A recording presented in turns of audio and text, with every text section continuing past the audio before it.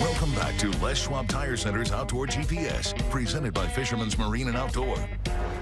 Welcome back, everyone. I'm standing here talking about forward-facing sonar and different technologies for different ways to fish, but right now we're talking about one of the most basic ways. Yes, it's very elaborate. There's a lot going on here, but like you mentioned, you know, it just starts out with the sandbag.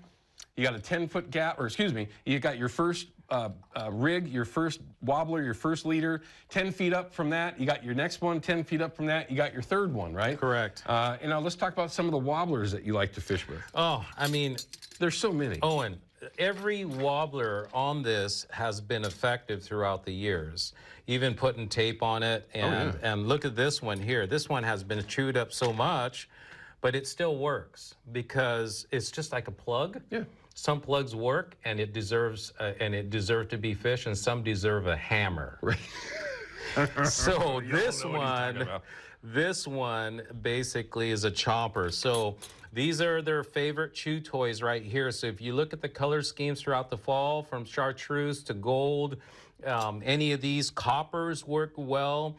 Now, don't look at this one. That's a pattern you don't want to even use. No, that's why would you want to have something blue? No, don't even use that one. Blue and chrome really just, and of course chartreuse really. Correct. I mean, those are really the colors that stand out. This is one of my all-time favorite patterns right here. That's a good one too. And then of course from Simon, you've got a number of different versions that have been around for forever. But if you were to head over to Fisherman's, if somebody was to want to pick out 3, 4, 5 wobblers, because they're not cheap. Let's just face it. Years ago, you could buy them for $5, $6 or less. Now they're quite a bit more than that. So if you're going to go in and buy 4 or 5 different wobblers, which color patterns would you? For the falls, I would stick to the blues and the chartreuse. Okay. Those are my favorite colors for the falls. I have a few friends that are just dedicated to copper. Okay, which makes sense. And they'll shine that thing up and polish it every night and set it out there. But Owen, do you have soap in your boat? I do. Oh my gosh. Lemon Joy at all times. Lemon Joy. Sometimes, guys, we gunk these things up with so much scent that sometimes just soaping them down, cleaning them up, cleaning your thing, and that's what I recommend as a tip, is that, guys, take care of your equipment, soap it down, clean it before you deploy it. They have some of the strongest sense of smell. They're returning thousands of miles. They'll smell all that crap on there. Especially if it's old and gunky, and they have shelf life. Every oil out there has a shelf life. Sure. And when it gets rancid and you think it's good, you leave your scent in your boat or in your bags and it's exposed to the sun.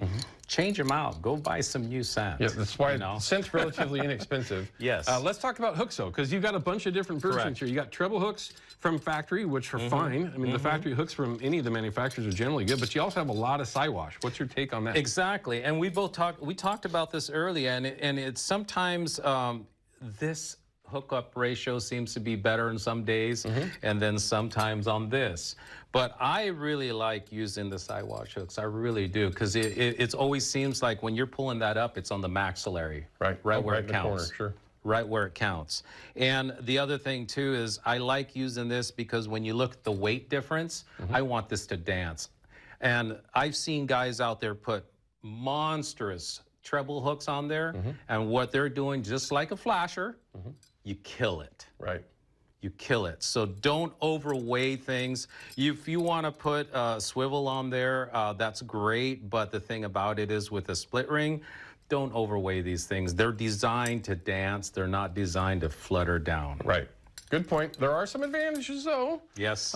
If you got fast current, you can add the larger hook just to kind of slow things down. But other than that, like you said, you don't want to kill the action. You don't want to kill Okay, so best way for folks to find, I mean, this is the heart of it, at least to me, okay? This is the heart of the whole system. Then you're adding on the leaders. The leaders. And we have them in 48 and 60 inches, too. I mean, you're the expert. This is what you do. What would you recommend? I mean, is there an 48s on the bottom, 60 on the top. Okay, so offset. Yes. Okay, it makes sense. Yeah. All right. So sometimes these fish are really suspended up. Yep.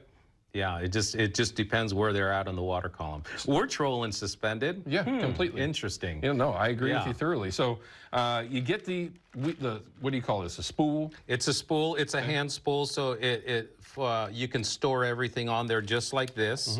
And Fisherman's has these? Fisherman's have those. They're fully stocked with all of them. They come with the spool. Okay.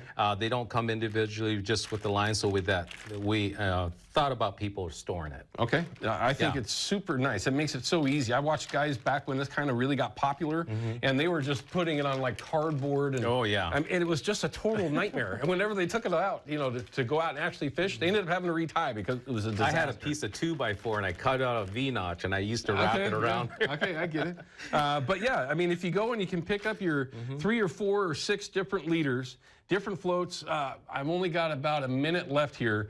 Colors of the floats. Do you have any preference, or does it even really matter? They all work, but the #1 seller that everybody loves is chartreuse. Okay. And that seems to and if you do see teeth marks on this, don't be surprised. Don't be surprised because they will come up and whack it. You know, 100 years ago with the 3x3x3 rig, you know, out of the boat, it was amazing. We made that same point. Like, why do there's so many teeth marks? Because they will come up and eat that float. Yeah, it's the weirdest thing. It's just that weird angle to it. Okay, right. We're down to like 30 seconds. Last thing that we can part with the folks, make sure that they're aware of when you're talking about this system. Any last bit of advice?